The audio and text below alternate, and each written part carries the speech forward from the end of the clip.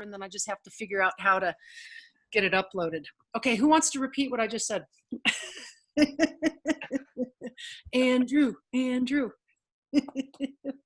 Chris was asking all the questions. He should repeat it. And he has to go soon, so he should do it. So my understanding, and this is probably a good example of reflective learning and doing that. So my understanding is that good experiential learning or successful experiential learning sets up a very clear task that's usually focused in on ski performance, whether that's changing the edge, pivoting the ski, or getting the ski to bend in some way. And then after looking at the group and understanding where they did or didn't do those things, we can start to set up some tasks and challenges that have measurable outcomes based on them. So an example was, if we were traversing across the hill, can the skier go from the inside edge to the outside edge 3 times before making a turn? Or another example that we brought up was, if we know that the group is struggling with speed control in the moguls, can they make 5 link turns in the moguls before their speed has increased? And by quantifying these tasks, we're able to have that observable learning that we're striving for. Does anyone else want to add something? I would say that experiential learning doesn't have to do with ski performance only. It can be, you can also use it for teaching or movement analysis. Everything in life. Well, details. So experiential learning has an experience. You Yes. have to create that experience, and in doing so, it helps when you make it measurable so that they know that they are expanding upon or are having the experience. Nice job tying those together. Yeah, because when we started talking, it was more just along the lines, sorry, let me just finish the statement. It was more along the lines to answer the question that you had, Chris, about what really do we mean by a short learning outcome, a 15 to 20 minute. We were kind of going down that rabbit hole, and then you talked about something else that you had been watching or listening to that had to do with experiential learning. You brought those two together. What I laid out with outcomes wasn't necessarily aimed just at experiential learning. That said, you know, if experiential learning is, you got to have an experience that you reflect upon. It's the reflection upon and the understanding of the experience that makes that's where learning takes place. And if the experience had parameters that were very clear and measurable, then the experiencer, the learner, thank you, the learner is they can measure their own success more effectively, and they can tie together then what action got what result. And I cut somebody off. I'm sorry. Who was going to say something? Well, I was going to ask the group what they thought maybe some measurable body performance things would be. So we've talked about changing your edges or making 5 turns.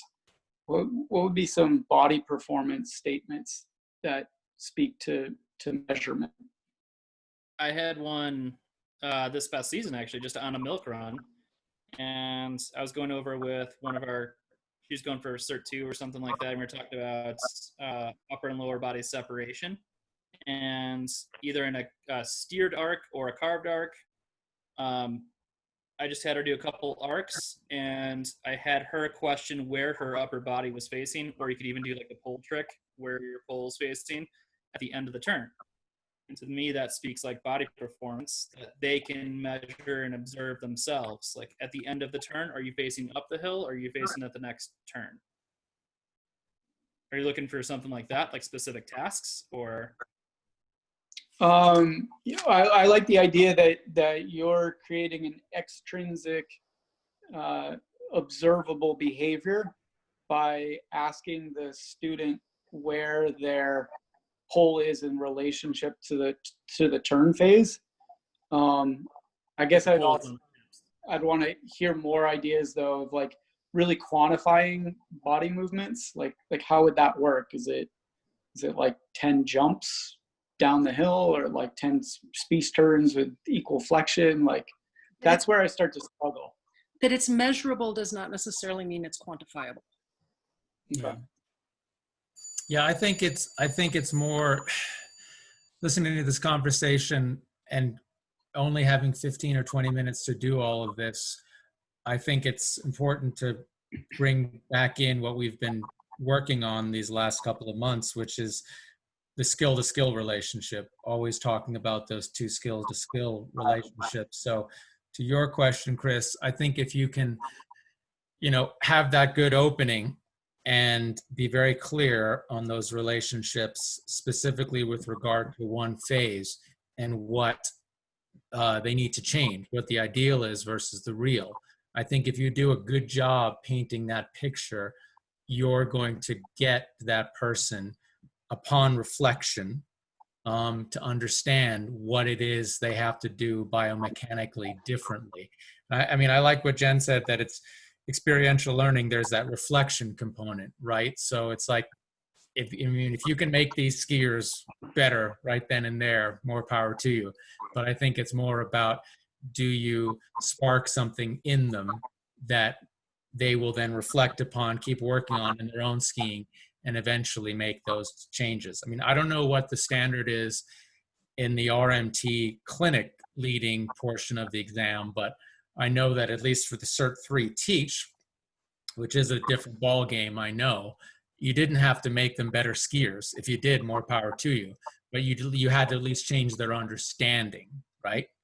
So like if you're talking about, skiing into rotational separation and you're focusing on the finishing phase, and you've got someone who is unable to hinge, at the hip over that outside ski because for whatever reason, they're too square, they've got too much pressure on the inside ski.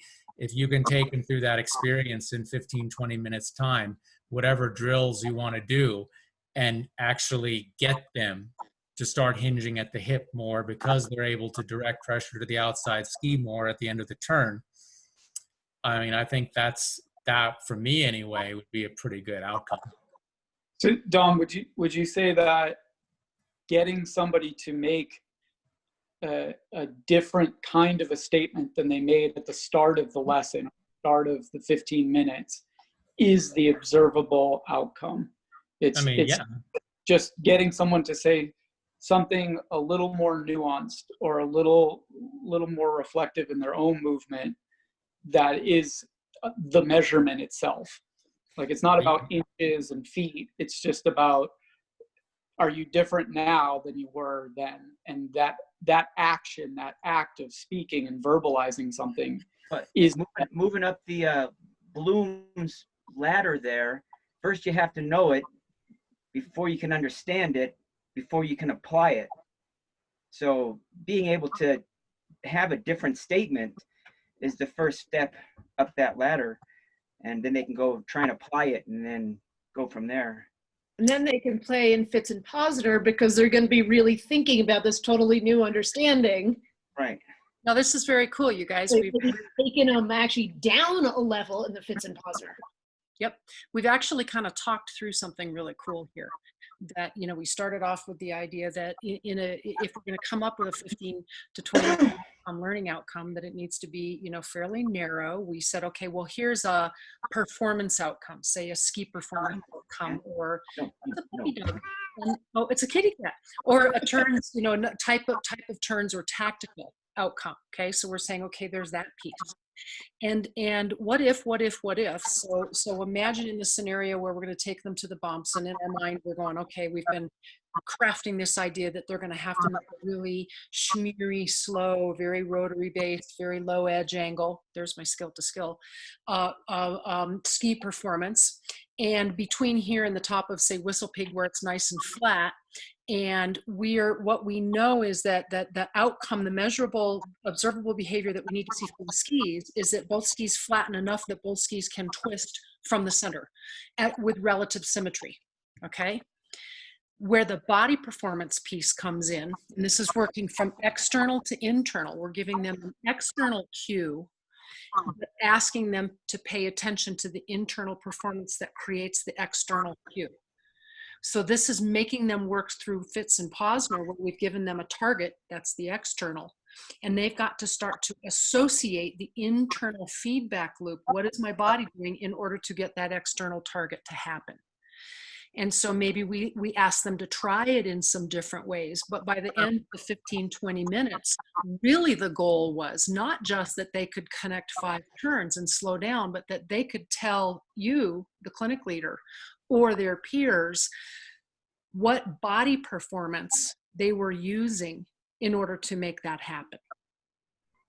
And in your mind, you know what you're looking for. You're going to have to be able to see both legs rotating at the same time, not a sequence, but fairly simultaneous.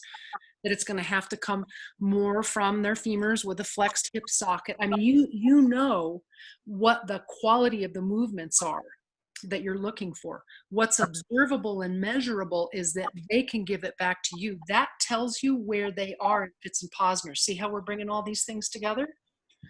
I really do, Jen. And I think you just gave us an amazing clinic, because I set up this task. I had 30 minutes to do this, and you moved us through this, and you've already just brought us through the final part of the teaching cycle, where you just summarized everything. So you guys did it. All I did was reflect back on what you guys were doing together. So well done. That was so damn cool. I really hope that I get to watch more.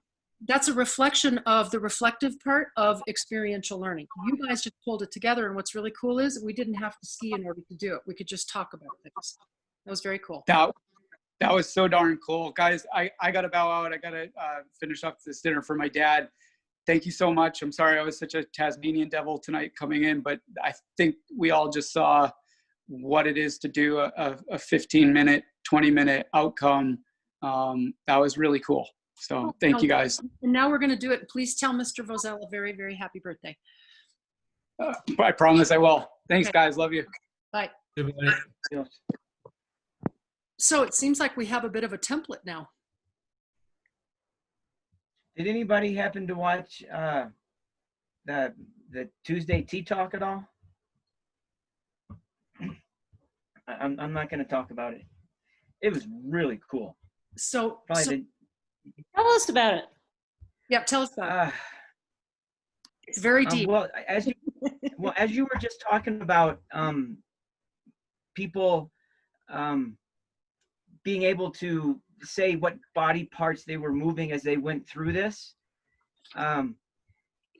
Stacy had these 2 people that work with Olympic teams, and they stick EKGs and all those things on people and measure all these different things about folks. And they found out that when people think about moving body parts, there is so much noise going on internally that they don't perform very well. And if they can think about external things, moving external things, they do better, and there's less noise in your head. And it was a very interesting thing, and it's been recorded. I suggest everybody check it out if you can. But like one of the examples was it's like having a gymnast do a 180. Instead of the gymnast thinking about taking her shoulders and spinning them from this direction to that direction, they put a sticker on her chest, and her focus was to move the sticker from facing that way to facing that way. And that right there was enough to quiet the noise in her head. All the information going on with trying to move body parts. And if we think more about manipulating tools and moving external things, our body tends to just do, but there was a lot of discussion in there. Ron Lemasters got in a bunch and brought in, you know, all the Fitz and Posners, and, you know, not being body part specific, you could see Ron just doing this, even though you couldn't see him. Yeah, it's interesting. So that the two doctors that they quoted, they work out of California in a lab there that works on it's kind of like a physiology lab, and they're kind of the premier researchers in learning theories, and especially physical learning theories. And I took the experience-driven learning workshop last year with Horst. And what's interesting is what they've premised. There's actually been a couple of new reviews of their work that's actually edited it a little bit, you know, revised it a little bit. That because some will take that and say, if we do anything that is teaching people to be too focused on body part specific movements, it becomes paralyzing. And actually, so they were saying always focus on an external. And you know, take the sticker and point it to that wall. The revised review, the reviews of their work said that it's more effective if you can tie an external to an internal. So in other words, in order to take this sticker and turn it to that wall, what do you feel having, you know, what are you feeling in order to make that happen? In other words, there has to be that awareness of it. And so it's sort of first the awareness. But it's a very cool article. It's very cool work that they're doing, and I think that it's very relevant to how we teach. I think that too often we tell people just bend your ankles and keep your ankles bent the whole time, and we don't give them an external target, a measure of success, of rationale, of, you know, when they're doing it, why they're doing it, how they're, you know, what's the purpose at the end target, in other words, the ski performance. So I've become a huge fan of the idea of working from external to internal, but I'm not willing to completely let go of I think the validity of some of the internal, and it's different for each person. Yeah. But it's very cool, and we should be aware of that work, because now that it's being put out there, we're going to be held responsible for it, I think. Well, I'm going to incorporate a lot of it. I think there's some validity to it, especially with beginners, you know, thinking about too many body parts. Yeah. Well, people are sometimes, because of different experiences, we're not always real aware. I mean, when you say someone to bend their ankles, there's several different ways they can do that. And so it could be lifting up on the toes. It could be making the knee move down towards the toes. I mean, so it's, when you get body part specific, I think using that external thing allows our bodies to move the way it knows how to move. And then we can start working on the awareness of that. Yeah, use that movement more than this movement less. Yeah. No, I agree. So, hey gang, let's do this. Pull up your YouTube page. And Dom, since you said that you could get the 2015 regional all group sod buster, let's use footage from there.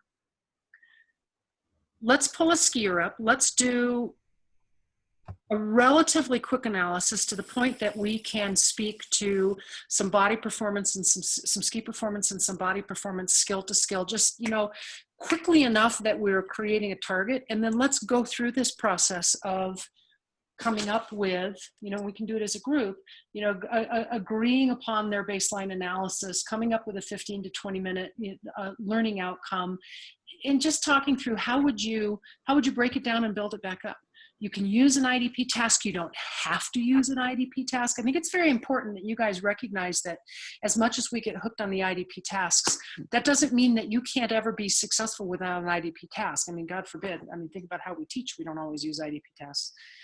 It's good to be able to move in and out of one. And I think where those are so helpful is it really shows your versatility on how you might work with, say, a certification candidate to help them understand that we don't do tasks just to do tasks, that there's some relevance as from the components of what you might learn and feel in the platform of that task and how you would take it back into the whole scheme.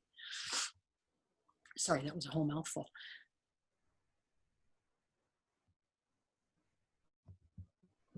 So let's see. Let's pull up a skier on this.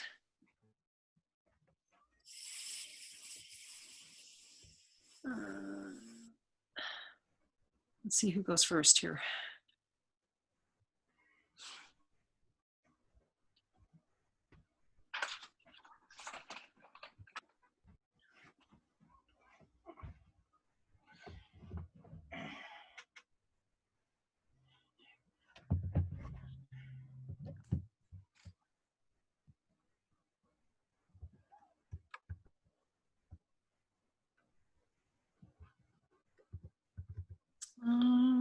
Are you guys looking at this at all? Seeing any skiers you want to watch? Oh, I got one here. Hold on. I couldn't get into my YouTube, Oh, but I am there now. okay. So where?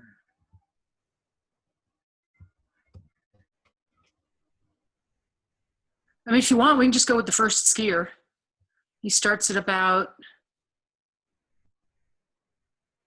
15, 20 seconds. Orange pants, green helmet. Man, come on now. You guys following me? I'm still having troubles.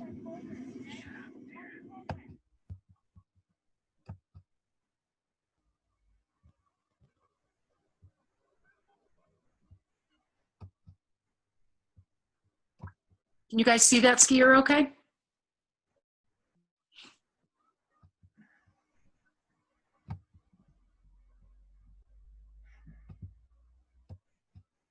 For some reason, I don't have your page here.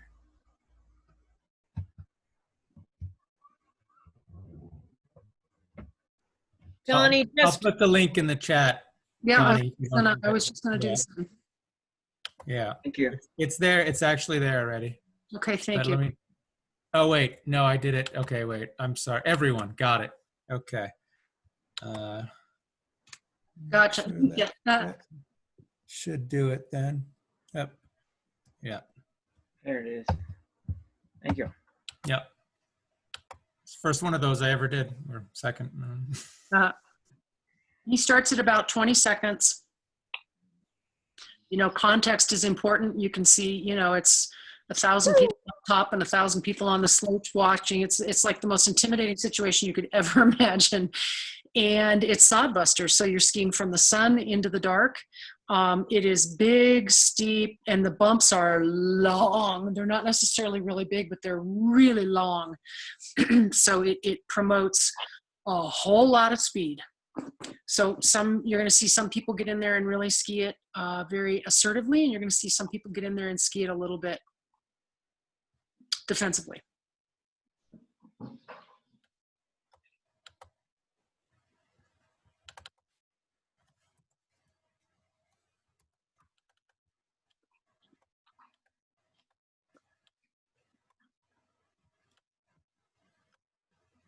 Right off the bat, I'd change his pole length. Mhm. Okay, so as soon as somebody's ready to, you know, after watching him ski a little bit, to kind of talk about start with a little bit of a big picture. What's his overall pattern like?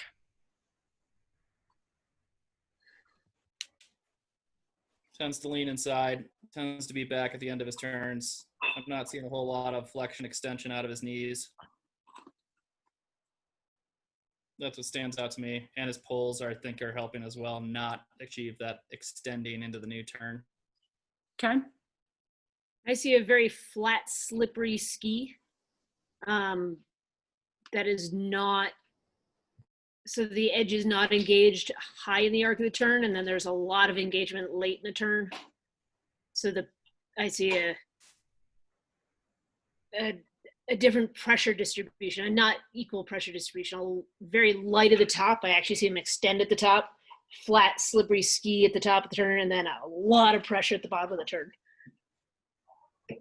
Yeah, I would hop on that and just say from a skill to skill standpoint, with what Kate was saying about the edge engagement, an edge angle at the end of the turn, I'd say as well from a magnitude of pressure standpoint, a lot more is being created below the fall line versus above it. Obviously, I know there's always going to be more magnitude of pressure after the fall line than before it, but it would, I think, behoove him to be able to create more magnitude of pressure earlier in the turn. And I think one way he could do that would be by getting more edge engagement earlier in the turn too. Okay, do you like the direction that Dom is going here, you guys? Edge to magnitude?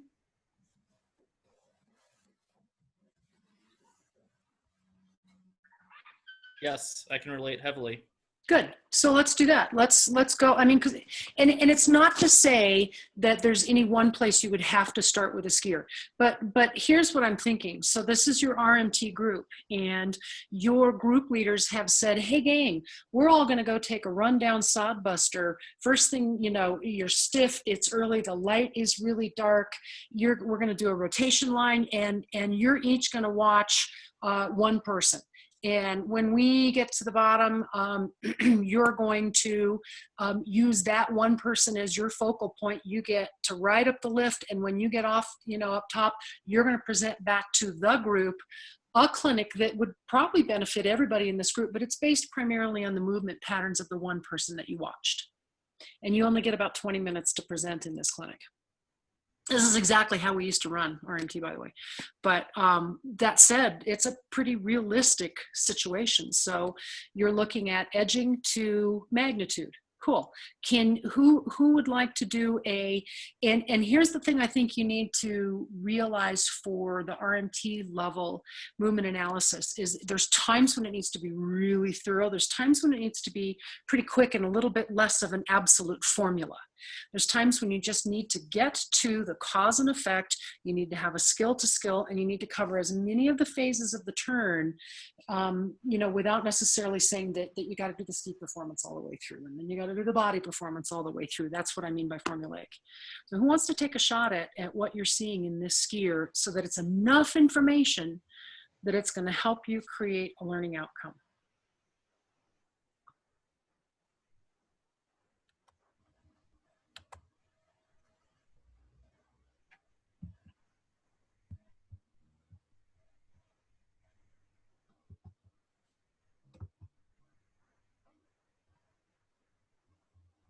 Well, I can expand on it, I guess. I mean, or just try to do it as succinctly as possible. And I'll start with the ideal in this case.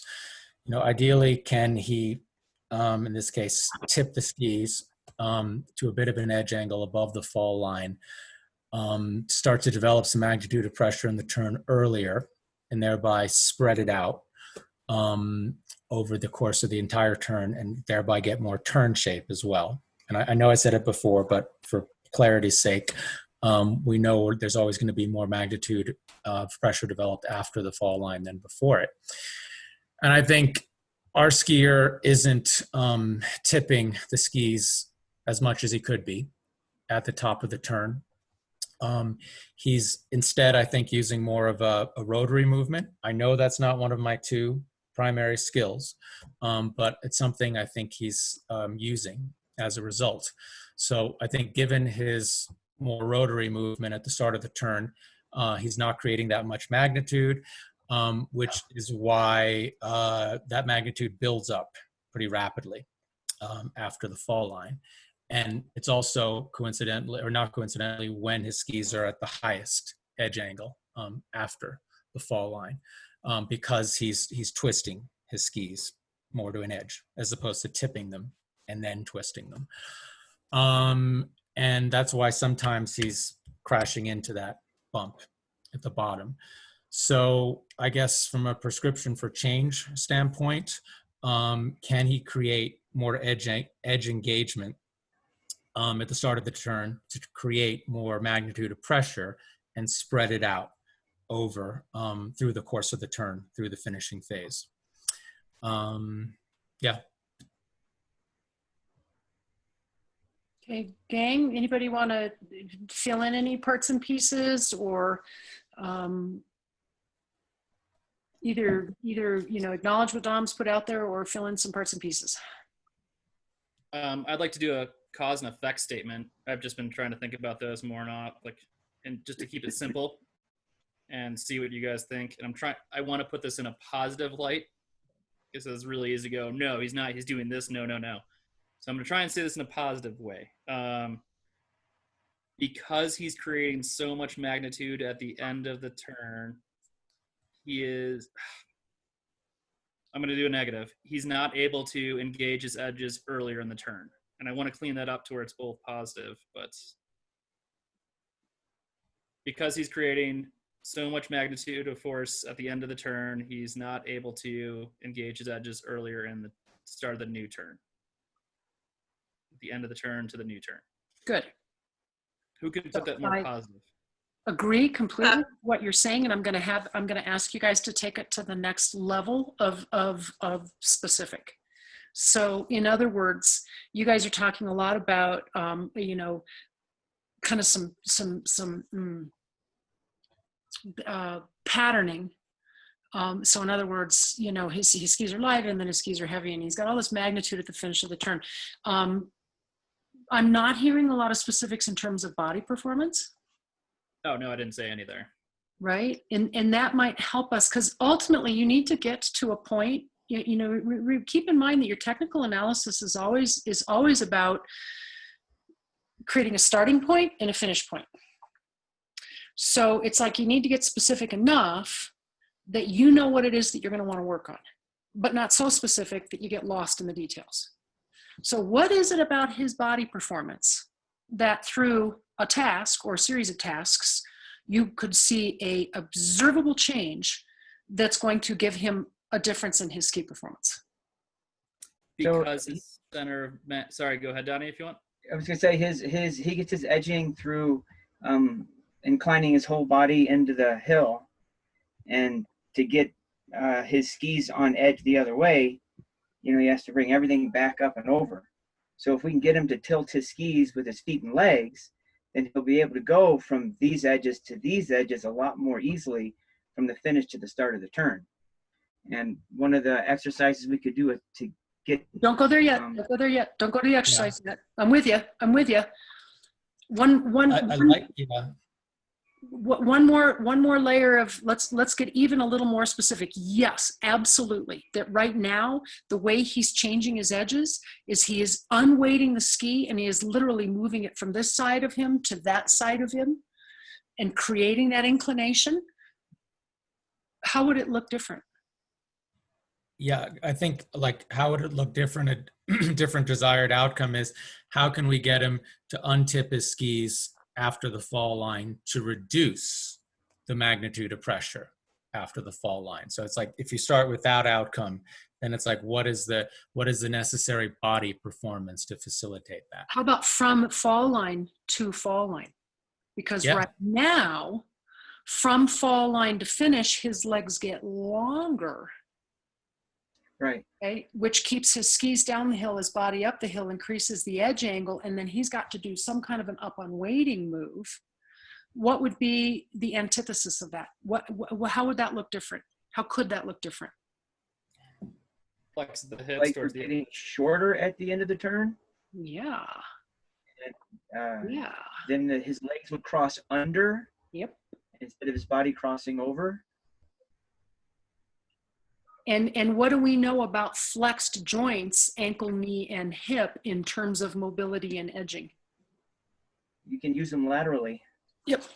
You can change the edge underneath you. You don't have to move the ski out from under you. So that's going to give him the edge early in the turn, like you were talking about, Dom. And it's going to allow him to use, rather than using his extension to move his feet out from under them and then hold them there and brace through the finish of the turn, how might he use extension differently? If he's flexed, absorb the motor. Yep, so if he's going to flex, it's going to give him more range of motion, right? So that he has a place to flex too. He flexes, let his legs come up underneath him, change edge, and then he can use extension for any number of things. He can use extension to create inclination if he wants it. He can also use extension to recenter along the ski, which, oh, by the way, he never does, which is why he ends up not only up the hill, but back, because he always moves his platform out from under him. So that doesn't have to be the focus of what you're working on, the extension piece of it, but at the very least, if you can get him to flex his legs up underneath him, change edge, and move with the skis instead of move his skis out from under him, he's going to stay more grounded. He's going to have a lot more chance to create some pressure and weight early in the turn instead of such an unweighted ski. Now, how would you do that? What comes to mind? I'm always thinking goofy. Starting out with railroad tracks into retraction railroad tracks. Okay, so could you stay with that retraction movement pattern, but you could do a retraction railroad track? If what you're trying to get him to do is to let his legs come up underneath him through that turn transition, retraction, huge, right? So you got retraction railroad tracks. What else? Crab walks. Crab walk would be great. What else? Like the 45-degree across the hill, just do like a bunch of garlands essentially. Okay. Yeah, because I just wanted to ask just one sort of quick question. Because if we're assuming that we've got these 15 to 20 minutes and we say, and you, the group leader, says, hey, let's start off on Sodbuster and let's maybe ski, the first third of the run or something like that. So we're obviously in that environment. So presumably what we should be picking, the tasks are tasks we can do right away on Sodbuster, right? Okay. That's always a good strategy to have in the back of your mind, is if they were to say, hey, rather than taking us all the way out of here, is there anything that you could start here? Yeah, I mean, I'm just thinking like at this level, we probably can't be expected to necessarily be able to start a teach on a groomer and Right. get into the variable of the bumps. Just assume we're going to start there. Right. Back up to what you were just saying, Andrew. Rather than ski them straight down the fall line, what if you take it at a 45-degree and you work it like a garland? Right. And you work them almost like a garland up and over the bumps to change edge and letting the bumps tell you when to flex your legs. What a fun thing to do in an environment like that. But to open that up to RMT and to be able to do it to levels 1, 2, and 3, you can bring that to any terrain, like super easy greens, blues, blacks, or Sodbuster. Yeah. You start off on Sodbuster, and if they were to say to you, yeah, but what if your trainees were level 2, you'd say, well, number one, we wouldn't be on Sodbuster, but we might be on, whatever the run is above the merry-go-round, or, a gentle bump run. In other words, for most skiers, especially level 2, even level 2 candidates, to be able to take them off the fall line and do something gentle in a terrain that they're learning, that they're trying to get better at, that's fair game. And it might not be a complete edge change. It might just be an edge release. Okay. I got something else about this guy here. Okay. He gets bucked back in that one spot pretty far. And I just had some suspicions. I don't trust this guy. I don't trust him. I don't trust that he really understands performance. Anybody else notice that? I don't know about the upper part of his ski boot, but his boots are unbuckled. He does get a really open ankle, doesn't he? He does. I think his boots are not buckled proper. There might be some kind of a boot setup issue. If you look at between 43 and 44, if you can slow down that second, you can see the buckle flap around on his boot, on both boots, his bottom buckles. And it just makes me wonder, is the rest of the boot done up? I'm sorry, that if you know anything about me, I'm kind of like... He's a boot Nazi. Yep. Oh, I see exactly what you're saying. Huh. And I at first when I saw how far he got back, when he got bucked like that and how much his ankle opened up, I just had a little suspicion, and then I caught it. No, that's an interesting perspective. Hey, let's watch another skier. Too bad Kate wasn't here. She would have been laughing over that one. Oh, did she? Oh, she had to go. Yeah, she had to go, but she knows my boot fetish. I know. You do have a thing with boots. Well, We're they gonna have jump like us ahead here and see if we can they are the lever find. to the ski.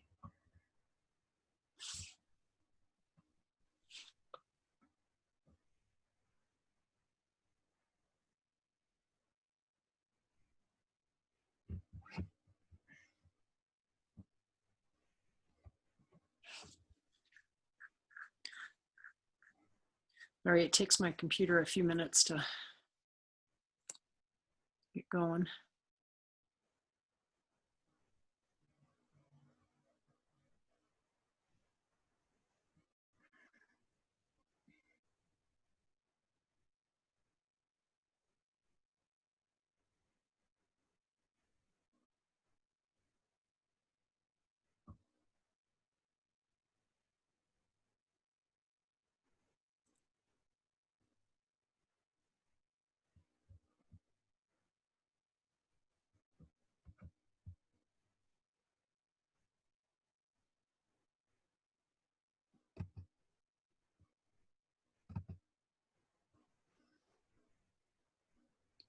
Okay, here's a good one.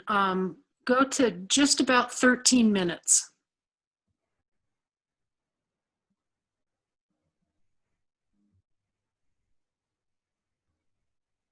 Oops, wait a minute. Sorry. No. Yeah, 13 minutes.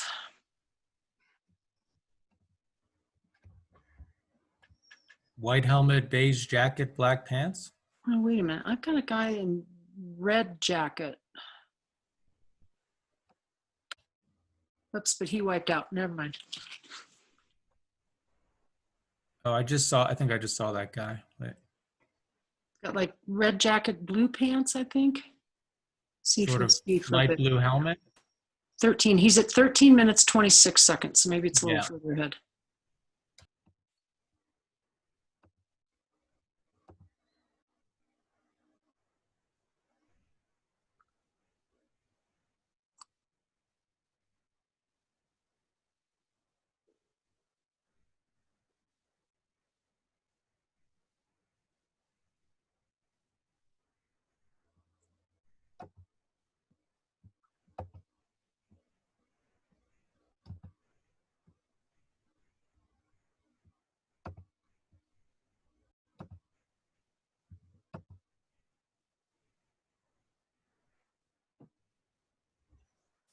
This guy's kind of doing the same thing. But at a more pronounced level. Some elements, yes, and some elements a little different.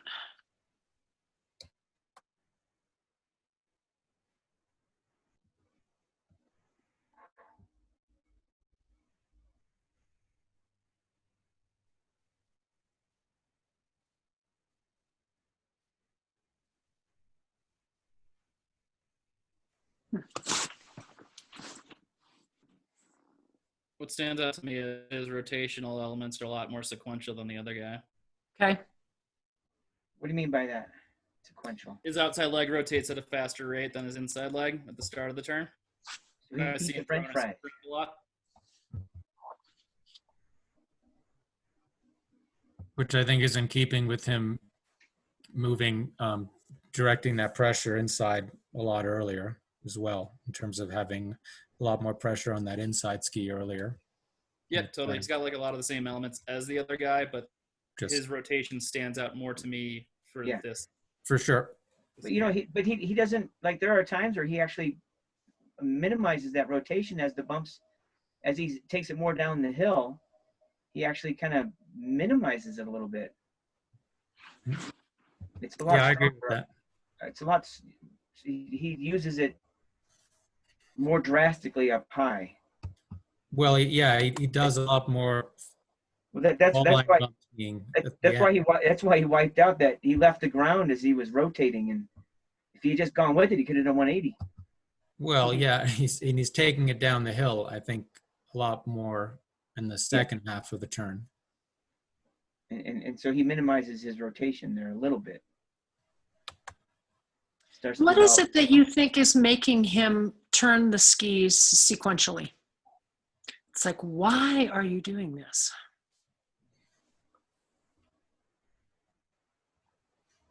Well, he does that kind of like a hop turn almost at the start of it. I think it's his way of managing with the pressure. It's like get around that and throw himself down the hill. I think he feels like he's crushing it and like he's getting down the hill pretty quick. Okay. Well, he hangs on to that old, as he hangs on to the old outside ski as it becomes the new inside ski. He just hangs on to that one. And the other one, because it's a little lighter, it's just so free to turn. Mm-hmm. And then the pressure builds towards the outside ski, in the later part of the turn. And that's when that inside leg lightens up and turns. Okay, so here there's one spot in particular here where he has kind of a interesting, I'm kind of watching him going, wow, he's really struggling. And right in particular, it's right about, is that it? No, give me a second here. There's one place where he's turning to the left where he's really having a hard time keeping up with his skis. Yeah, there it is right there. Okay, that was like right about 13, go to right about 1320. Yep. That's where he could have got to 180 if you just. Yeah, right. Okay, what is it that's happening there? What is it right at 1320 that he's having such a hard time with? So he's going to come around, he's just getting into the shadows, and he's going to make a turn back to the left.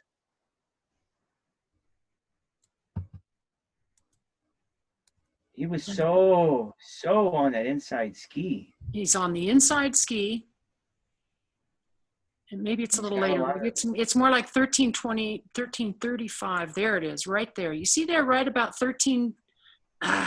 See, my counter won't.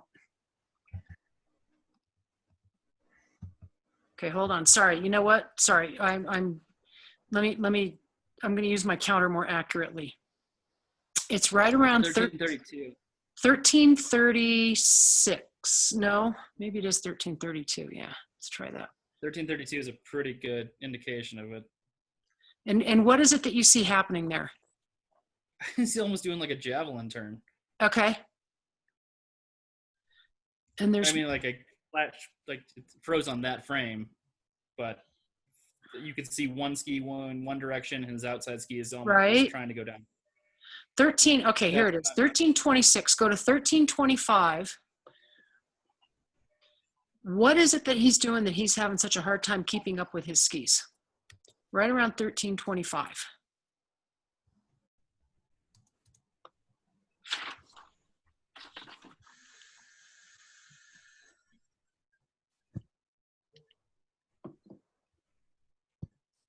Oh. To me, when I watched that, I went, oh, I think I understand what it is that he's trying to do that's getting him in so much trouble. And it has a lot to do with kind of his whole, the way he stands over his skis, his whole posture over his skis, right about 1325. Watch what the skis do. Whoa. See him almost go out from under him there? Yeah. Why is that? Well, isn't it, I mean, I think we've talked about it, but isn't it, he's got that pretty strong rotary movement at the start of the turn. It's, he's directing a lot of pressure to that inside ski early, which I think he's finishing pretty square to his turns, and his turns as well. And I think it looks more evident in the top of the turn, but he's, I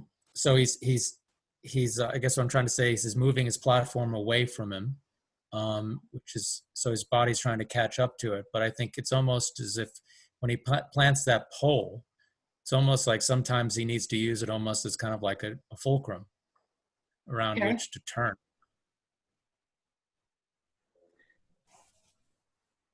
What I'm seeing to kind of get the skill relationship is that at the end of the turn, he's very square, which is putting his weight to the inside to start for.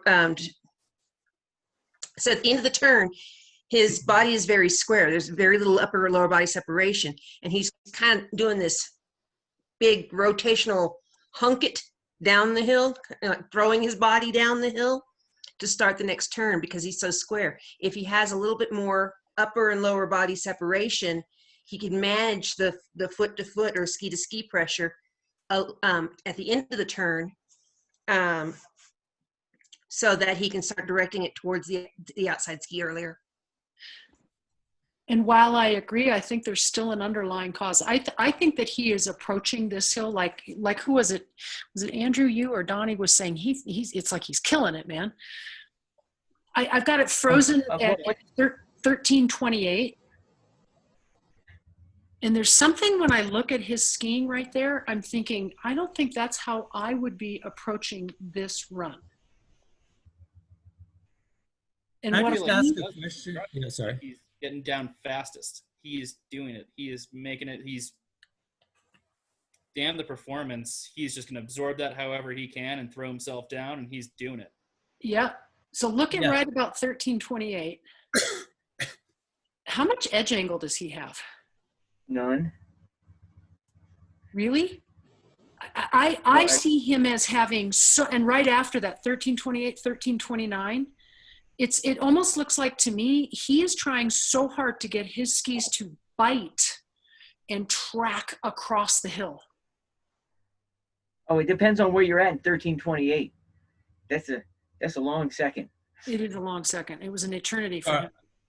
Sorry, I just have to ask a clarification question at the risk of asking a dumb question. So when all these candidates were at the top of Sodbuster, what were they told? I mean, was it I want fall line bump skiing? Was it I want a variety of turns? Was it get down? I mean, what if anything were they told they had to do in this run? Typically what they're told is we want to see a mixture of performance and excitement with responsibility. And it's your interpretation about how you do that.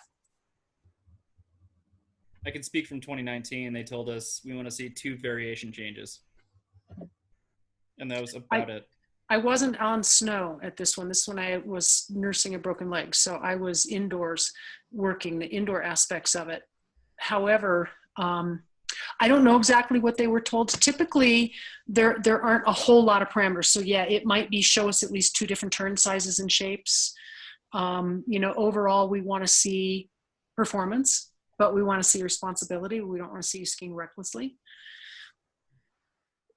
Here, when I look at this guy ski, what I think is going on is I think he has a very flexed, aggressive attitude towards skiing. And I think that he is trying to create a lot of grip between his ski and the snow. And that one area that I was trying to look at and get you guys to see that I thought I was seeing is like right around the 1223 to 25. There's a couple times he comes around and that ski, he gets it on such a high angle and it accelerates so fast that it literally about goes out from under him. And I think that if he is skiing that high of an edge angle, that's making him make that slightly sequential, very rotated entry. And then, so watch him ski from that perspective. Does it look like he's trying to create a whole lot of grip? And then he gets so much ski performance, he can't hang on to it. There's times when he gets the skis going right down the hill and they just accelerate, which they do on that run.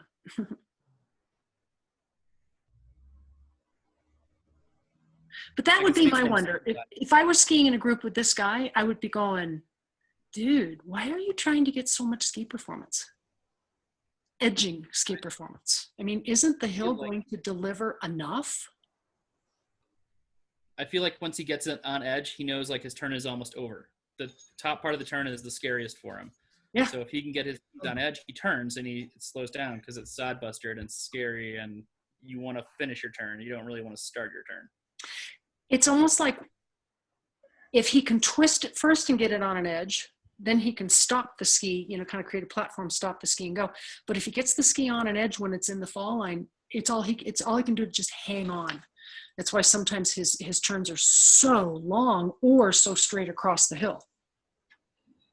So when I'm watching this guy or listening to the discussion about this guy, I'm thinking back to, I think it was our last session when we were looking at pain in the S turns, right? And we looked at Fogg's and then we looked at somebody else's, right?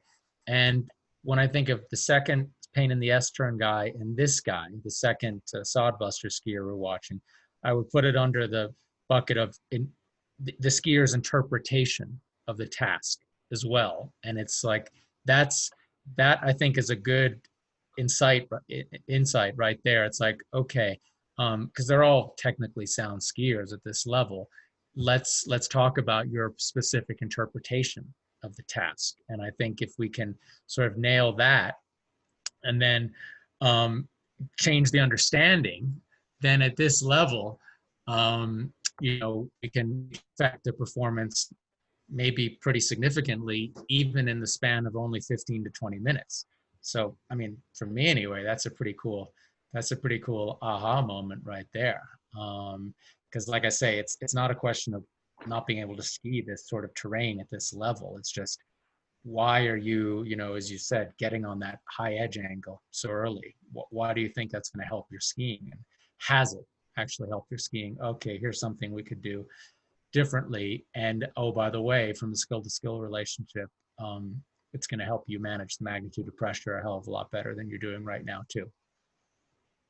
Beautiful. So if you were going to speak to skill, would you go edging to, you could go edging to magnitude? I mean, you could go edging to anything. Yeah, I mean, you could go edging to magnitude, or based on what we're saying, maybe even more edging foot to foot pressure, or edging or even edging. Rotary to edging for sure. Yeah, those tend to be on such an antithesis. It's like, if you back off on your edges a little bit, then the skis are going to be a little easier to turn. You're going to maybe have an easier time with upper lower body separation. It's going to give you a little bit different ski performance. And I think, it's a good question to ask somebody is, so what is your intention and your interpretation here? And what if we just changed your intention and your interpretation? What if you were given permission to ski it with a little less edge performance and let the mountain give you the pressure and the edge that you're looking for? Okay. I'm going to try cause and effect, if you don't mind. Yes, please. From initiation to finish. Just from initiation to finish. I know we can take this so many different places, but because he uses upper body rotation at the initiation, he achieves his highest edge angle going from shaping to finish. So I'm trying to relate two skills as well. Did I just cut out there? No. Okay. So because he uses upper body rotation at the initiation phase, he achieves his highest edge angle at going from shaping to finish. I'm blending two skills, trying to do a cause and effect. And Andrew, I think it's okay that the rotary doesn't have to cause the edge. It can just be a correlation. In other words, because he uses so much rotary and upper body rotation at the beginning of the turn and so much edge at the finish of the turn, now how would you finish that statement?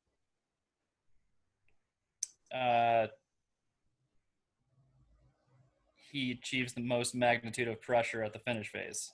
That's going three skills. But. Yeah.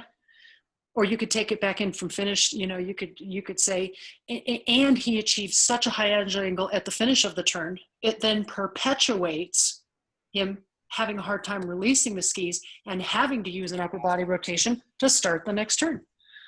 Yes. Yeah, right? So sometimes all we're trying to do is say, dude, you got this pattern going. And because you're doing this, kind of your only option is to do that. Cool. So, and the great thing about trainers is we can pick and choose which one we want to fix and try and reset the cycle. Right. And so if you had this guy and you had the bottom half of Sodbuster where you could get him into some type of pattern breaking setting on Sodbuster and let him finish out the bottom part of Sodbuster skiing that maybe just slightly different awareness, what would be something you would do with him? I tell him ski the widest line or the slowest line. I can try and get into like different tasks, but I'd honestly want to see him ski like the outside line or the slowest line. Okay. What would you do, Dom? Well, first of all, okay, so hold that thought for a second. I can clarify mine. What's our outcome for him? What's a learning outcome in 20 minutes? My outcome for him is to not achieve the highest edge angle to finish, rather progressively get to a higher edge angle earlier in the turn and throughout, so achieving the highest edge angle and shaping so he could de-edge towards the finish phase. And with the task of skiing, how might that change his tactics and his whole approach to how he's skiing this? so the tactics would be to ski the outside line instead of the narrow line.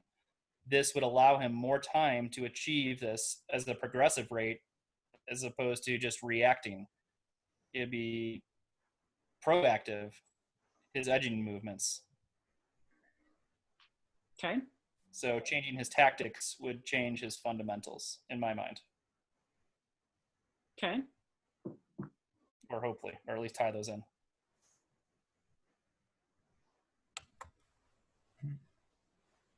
Yeah, I think I like what you said, Andrew, about progressive movements. So I just do a lot more focus on the top of the turn, trying to elongate that, for lack of a better word, at least the beginning. So to not have him twist his skis to an edge, but rather establish that edge, that new platform, and then start to gradually twist the skis. And we were saying before, because he'll hopefully be able to be more balanced over his skis, he'll be able to start untipping them after the fall line, reducing that edge angle, and at the same time being able to turn those skis back up underneath them more at the end of the turn, which is also going to simultaneously start to reduce the magnitude of pressure after the fall line.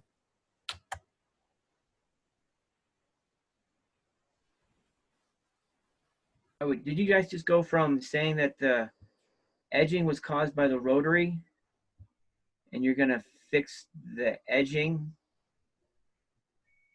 We could do it a bunch of different ways. Yeah. I just decided to go with edging for him to fix his rotary. And I think if we slowed him down, it would end up fixing his rotary.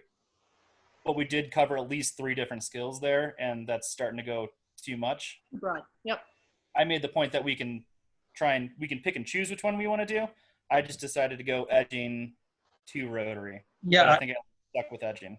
Yeah, I went off of Andrew with edging to rotary, but I purposely put in the magnitude piece as well. And I mean, with respect to Andrew, I wouldn't say it was too much to go skill to skill to skill. I think as long as we laid it out correctly, I think at this level, it's really cool to be able to do that. They definitely talk at RMT about having, multiple skill references. And so you could say, I'm going to focus on this skill to skill area, and eventually it's going to have an effect on that skill as well. Maybe I'm just scarred because when I was at my Cert 3 MA, the indoor with Jennifer Simpson, I of course went skill to skill, and then her follow-up question was, now link a third skill to those other 2 skills. So maybe I've just been primed for it. But yeah, I think it's really cool, the kind of discussions we have at this level, this high level. And I don't know, again, personally speaking, magnitude of pressure was one of those ones I really didn't do much of in when I was going through the Cert 3 MA process. It was kind of almost like a third rail. So one of the main things I've got out of these last couple of months, personally speaking, amongst other things, is being able to talk to magnitude of pressure with a lot greater confidence, and understand its power in being able to link it to other skills, be it edging, pressure control, or rotary in this case. Yeah, I think organizationally, we're going to start talking a lot more about magnitude. We're even talking about, we're probably, because of the change in the shifts in the national standards, going to have to start talking about it more at level 2 and making it a little simpler and more easy to understand, more easy to comprehend. So here's a thought about this guy. I watch him kind of have to go up and around to start his turns. And it's all about getting the ski on an edge and holding on for everything he's worth. And for the most part, that takes him whizzing out of the fall line and sometimes across the hill. And kind of this big picture outcome for me is I'd like to let this guy be able to ski more down the hill. But the only way he's going to be able to ski more down the hill is he's going to have to back off on the ski performance much earlier in the turn. He's going to have a ski that he can actually, that he can stay in the fall line and have a ski that's more skidding more, biting less, right? So like you were saying, Andrew, there is that connection between the edging and the rotary. It's like, I got to back off on the rotary to have more edging, but I got to back off on the edging in order to have more rotary. Right now it's very segregated. It's one and then the other. And the reality is if he had both through all the phases of the turn, he'd be a lot more versatile. So Donnie, you'll love this. I would keep him right in that same environment, you know, maybe down where it's not quite at its steepest, but I'm going to assume he's a pretty talented skier, and we're going to do some rail slides right down the noses of those bad boys. Right. You know, and it's not going to be rails like on the terrain park where I'm side. I'm actually, I call them ridge rides. Yeah, I'm going to be separated. Ridge grind. And it does a couple of things. It makes you not only find flat, but it makes you find flat separated rotationally, and you've got to find your alignment to the hill. So it actually does have kind of an edging to rotary to pressure, and I can you can focus on any one of them for any of the skiers. But if he could get the concept in mind that he can go down the hill faster if he has a flatter ski. And then he doesn't have to go up and around to get the ski to release. He can just release the ski underneath him. You know, it's just going to give him a different perception maybe of some options of going down the hill. Something along that line.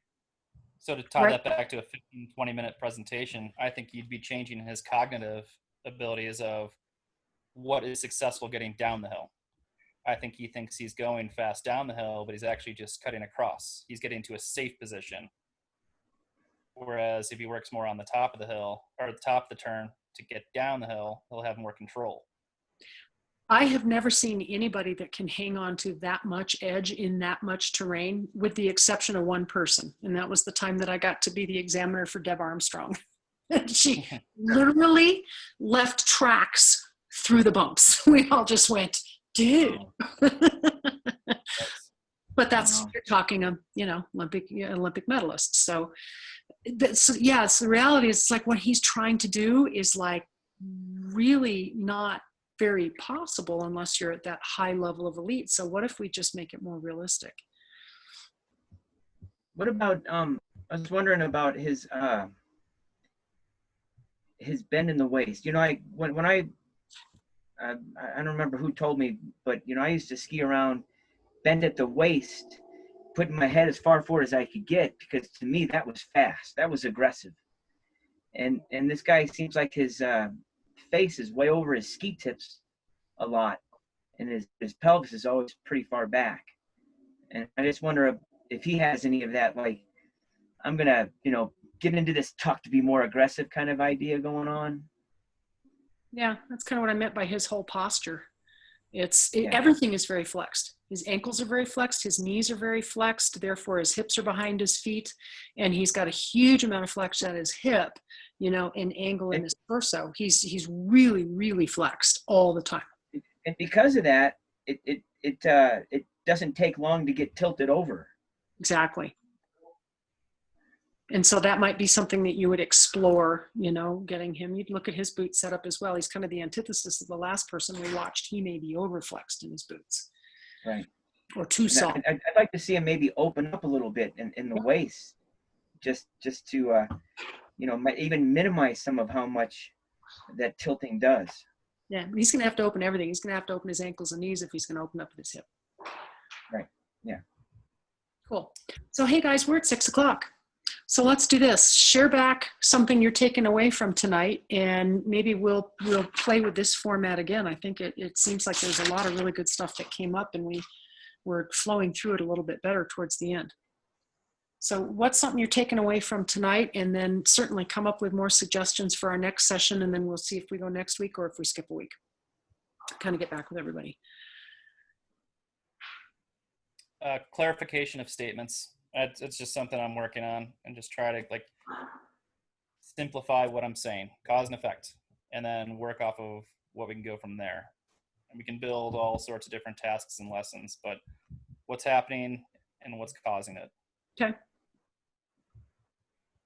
Yeah, I've been studying all these different models and stuff, and studying in the summertime, in the past, you could read about it, but it's really hard to apply it. So it's even harder to like be able to analyze it and see where it goes. And working with Jenny and all these Kate and all, just kind of seeing all that blooms and fits and all stuff I just tied in there was kind of good for me to kind of just explore that and see where it fits in. Agreed. I like the way you brought the models together. So I actually had two. One I talked about already under the umbrella of interpretation of a task. But the other one I would put under the umbrella of importance of correctly setting up the outcome. Because when we looked at the first skier on Sodbuster, I went with edging to magnitude. And I did ideal, and I talked about a specific phase and the skill-to-skill relationship. But I think when I heard back from you guys, and then I said it again, I talked about the outcome. But I think I learned the power in saying something like, what would you have to do with your body in order to be able to start untipping the skis after the fall line to reduce the magnitude of pressure? So like, rather than just stating it as a cause and effect, like you have to reduce the edge angle to reduce the magnitude of pressure in the finish of the turn, what would you have to do with your body to do that? So if you can like set that up early, maybe in those 15 to 20 minutes that you have, get them to start thinking about it throughout the journey you're going to take them on, perhaps that can also affect a better outcome for you, rather than like, just saying that in the end, or again, stating it as a statement, which is something they're not necessarily going to reflect back on. Yeah, I mean, keep in mind, you've got three different types of cause and effect that you could be dealing with. You could be dealing with ski to body. You could be dealing with ski performance from phase to phase, which was the second one you talked about. And then you could be talking about skill to skill. And I think at RMT, what's expected is that you're putting all three of those together. In other words, it's like, here is the ski to body from phase to phase relative from one skill to another. You've got to have, those are kind of some minimum components that then help you create your goal, your prescription. And that is what keeps you on track when you bridge it with a task. Cool.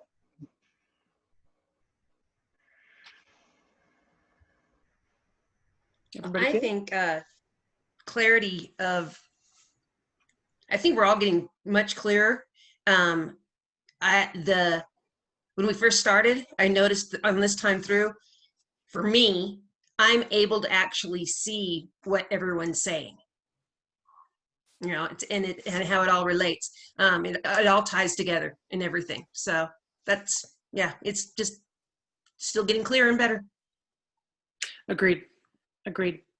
All right, well, you guys have a good week. I'll send a note out to the rest of the crew, see what our week looks like, if we want to do a week or a 2-week increment here, and we'll schedule another one. Cool. All right, everybody, good job tonight. Really good job. Thank you. I will Awesome. do my best to get this uploaded. Probably what I'll do is just as soon as it's finished, whatever it does formatting, I'll go ahead and start uploading it. All right, you guys take care. Have a good week. Thanks, guys. Bye.